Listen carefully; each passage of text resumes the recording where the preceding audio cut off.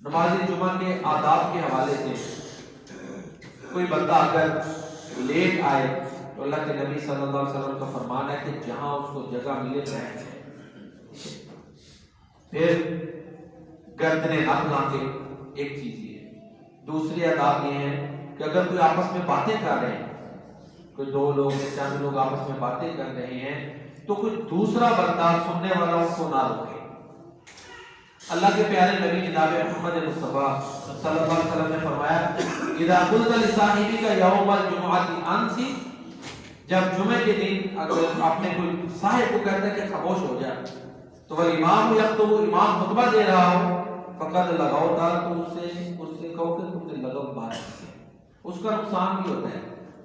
बार पंजाबी है ना, बात आ जाओ सख्ती से कहता हो, अगर कर जाता नहीं आता उधर ही लड़ाई हो जाए, होता भी है ना। इससे बात का लहजा बड़ा सख्त होता है, अंदाज बड़ा, बात वैसे एकड़ होते हैं, मानते ही नहीं।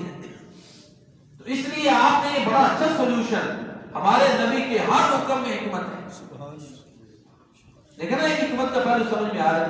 दो बातें कर रहे हैं तो खतीब साहब रिक्वेस्ट करें कि भाई बातें ना करें, आपस में ना उलझे, जुमा मस्जिद की फजा खराब होगी, जुमा के आदाब पर भी असर पड़ेगा। अल्लाह के नबी ने फरमाया वो भी लगभग बात कर रहे हैं। तो लिहाजा अपनी जो है ना समाज की तरफ ध्यान दे, अपने नमाज जुमा की तरफ। अगर दूसरी कोई बातें कर रहे हैं तो उनको इग्नोर करें, नजरअंदाज करें।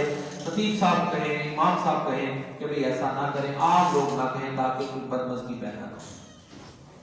ऐसे ही बैठने का अंदाज जो है वो भी बड़ा मुहज़्ज़ब होना चाहिए। नमाज जुमा के अंदर पूरी तरह मुतवज्जे हो खतीब और इमाम की